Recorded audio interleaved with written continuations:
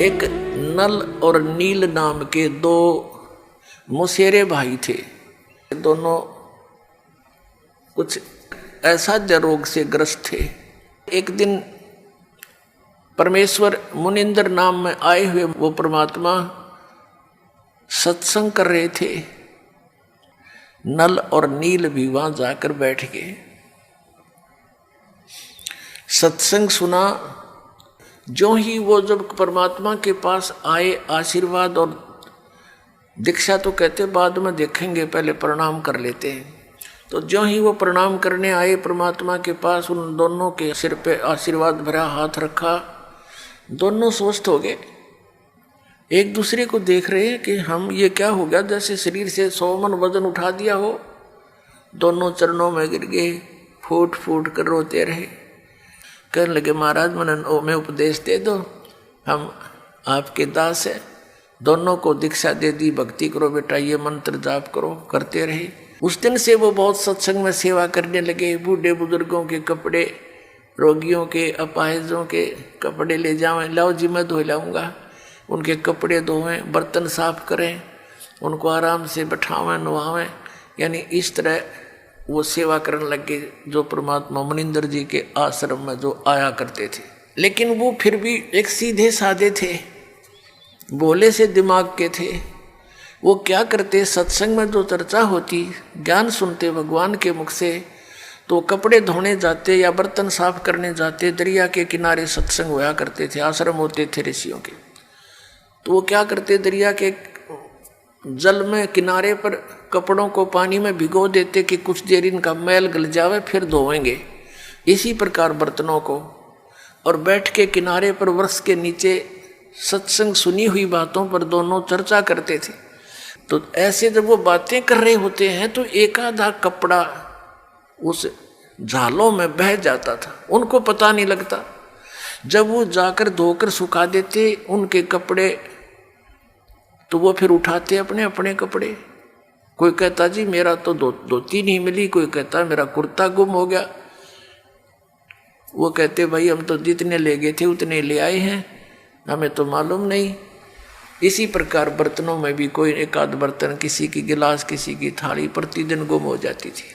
और फिर उनसे प्रार्थना की, भाई देखो मुश्किल से तो हम एक गिलास लाए थे इतनी दूर से, कहाँ कैसे लाएंगे भाई, इससे अच्छा तो तुम ऐसा करो, हमारी सेवा मत करो, हम खुद कर लेंगे। हमें तो बहुत अभाव हो गया इन वस्तुओं का, अब कहाँ से लाए जा करके। तो वो कहने लगे भाई आगे ध्यान रखेंगे, हम बहुत ध्यान रखेंगे।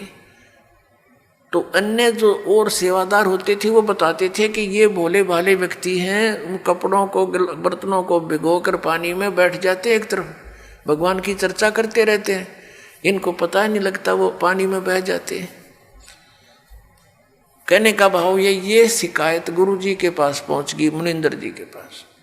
अब उनको चिंता होगी कि महाराज जी के पास बात गई और अब ये हमारी सेवा छीन लेंगे। अब सेवा छीननी गई तो भगवान रुष्ट हुए हमारे से। गुरु जी रुष्ट हो गए तो हम पर तापत्तियां फिर आ जाएंगी। वो इस भय से करबद्ध होकर के वहाँ गए। गुरु जी ने बुलाए। परमात्मा ने कहा बेटा ये बहुत परेशान हो गए हैं, आपकी नीयत अच्छी है भगवान भक्ति सेवा करने की, लेकिन इनको प्रॉब्लम घनी हो जाती है, तुम सेवा रहने दो बेटा, कोई और सेवा कर लो। वो चरणों में गिर गए, बुरी तरह रोने लग गए, हे परमात्मा हमारी सेवा ना छीनो, हे भगवान आगे हम बहुत ध्यान रखेंगे। तो भक्त कहते जी इनने कई बार कह ली ये बात, तो ये फिर जाते भूल जाते, इनके बस की बात नहीं। अब परमात्मा ने देखा कि इनकी श्रद्धा टूट है, इनका दिल टूट जाएगा, ये वहाँ दुखी हो जाएंगे। तो परमात्मा कबीर मुनिंदर जी ने, परमेश्वर जी ने आशीर्वाद दे दिया बेटा आज से तुम्हारे हाथों से कोई वस्तु जल में डूबे नहीं की, वो वहीं जहाँ रखोगे वहीं रहेगी, इधर टस समस्या नहीं होगी, तुम नहीं छेड़ोगे इतने।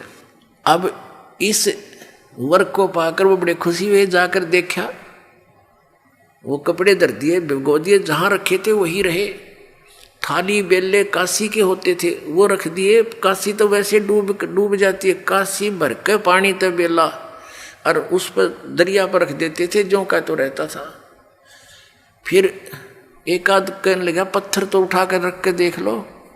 वो एक आधी कंकर पत्थर उठा कर रखे, वो जहां रख दिया उस जल के ऊपर एज इट इज स्थिर रहने लगे। तो ये उन भक्तों की तो प्रॉब्लम हल होगी जिनके बर्तन और कपड़े गुम होया करते। तो इस प्रकार नल और नील को ये आशीर्वाद परमेश्वर मुनिंदर जी द्वारा दिया गया था। उधर से क्या हुआ कि कुछ दिनों के बाद जैसे विष्णु अवतार श्री रामचंद्र जी राजा दशरथ के गर्दन में थे, विवाह हुआ सीता जी के साथ। विवाह होने के कुछ ही समय उपरांत उनका वनवास हुआ। वो वन में अपना समय व्यतीत कर रहे थे, वहां से सीता जी का अपहरण कर ले गया रावण। उधर से रावण को संदेशे मिले, लेकिन रावण नहीं माना। श्री रामचंद्र जी के संदेशवाहक दूत वहां गए, श्री अंगद जी, श्री हनुमान जी आदि आदि, लेकिन वो नहीं माना। कहने का भाव ये है कि युद्ध की तैयारी होगी।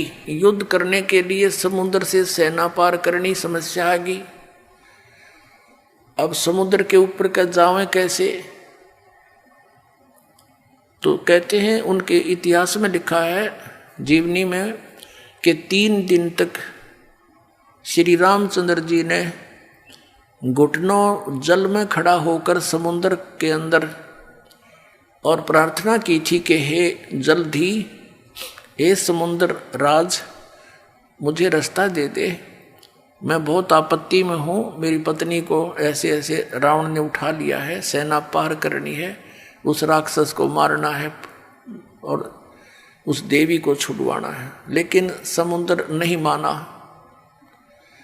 अंत में कहते श्री रामचंद्र जी ने लक्ष्मण से कहा कि मेरा अग्निबाण दे, लातों के भूत बातों से नहीं मानते।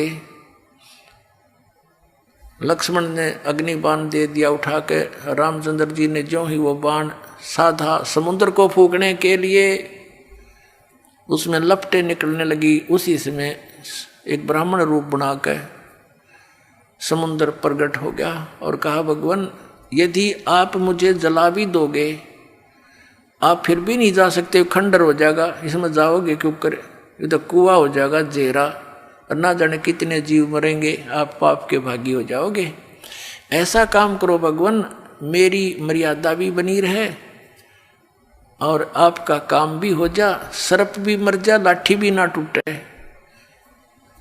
तो श्री रामचंद्र जी ने कहा वो बता क्या उपाय है फिर? कि आपकी सेना में नल और नील नाम के 2 सैनिक आपके भक्त हैं। क्योंकि उस समय आसपास के सारे ही भगत सारे इकट्ठे हो गए थे रामचंद्र जी के गेला। भाई इस आपत्ति आ गई और एक निकम्मा आदमी उसकी पत्नी ठा ले गया।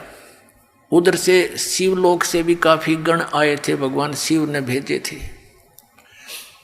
तो वह बहुत इकट्ठे हो गए थे। तो नल और नील को बुलाया गया। नल और नील से कहा गया, श्री रामचंद्र जी ने कहा कि भाई एक पर आपकी परीक्षा दो तुम।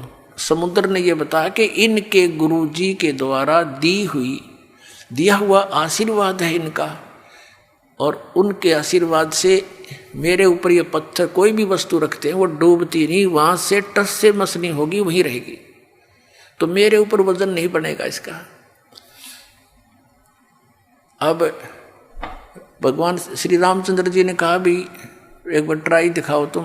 देखो हम ऐसे मार खाते हैं, पहले तो नल और नील 100 शुक्र मनाया करते अपने मुनिंदर भगवान के, और उस दिन वो आंडी पाक गए।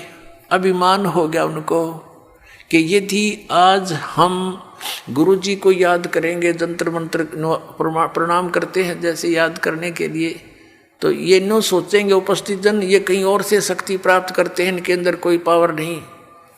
अब उन्होंने दोनों ने फटाफट उठाया एक एक पत्थर और रख दिया समुद्र पर, डूब गया। उनको भी अचंभा हुआ, उन्हें फिर दूसरा उठाया वो भी डूब गया, तीसरा रखा वो भी डूब गया। अब एक दूसरे के मुंह की तरफ देख रहे हैं और श्री रामचंद्र जी कहने लगे समुद्र से, वो जो ब्राह्मण रूप में उपस्थित था, मानो ये कहना चाह रहे हैं कि तू झूठ बोल रहा था। तो ब्राह्मण रूप में उपस्थित समुद्र ने कहा कि भगवान आज इनने कोई गलती कर दी, क्यों भाई तुमने अपने गुरुजी को याद नहीं किया, आज दिखा है ये अभिमान में आ गए, इसलिए इनके हाथ से वो पावर चली गई दिखा है। वो तो अपना एस्टीमेट बतावा था और वह सचमुच ऐसा ही हो गया था। अब उन दोनों ने फिर अक्षमा याचना की, गुरुजी को याद किया, हे दाता दया करो, हमसे गलती होगी, माफ़ करो, हम तो पापी आत्मा हैं। वो डर गए न्यू अकदे फिर वो आपत्ति फिर ना आ जा तुम्हारे पे, और तुमने कर दी गलती आज ज़्यादा, अब मान बढ़ाई की भूख में। तो पुण्यात्माओं परमात्मा हमें आगाह करते हैं कि यदि तुम ऐसे मर्यादा तोड़ दोगे भक्ति आपकी नष्ट हो जाएगी। जैसे माता गर्भ को रखे यतन बनाए और ठेस लगे तो छन होए, ऐसे भक्ति जावे। जैसे किसी बहन को माता को बहुत वर्षों के बाद कोई गर्भ रहा हो, फिर वो कितनी चिंतित होती है उस बालक को परिपूर्ण करने के लिए, कहीं ऊंचे नीचे में पैर न रखा जा, चलते समय भी बहुत सावधानी बरतती है, और रात के समय करवट बदलते समय भी वो बहुत चिंतित रहती है, कहीं मेरे बालक पर जोर ना आ गया, एकदम उधड़ के पड़ती है और देखती है दर्द पीड़ा तो नहीं होगी मुझे। तो कहते हैं जैसे माता गर्भ को रखे यतन बना और ठेस लगे तो क्षीण होए, तेरी ऐसे भक्ति नसावे, तो उनकी भक्ति नस की खत्म होगी।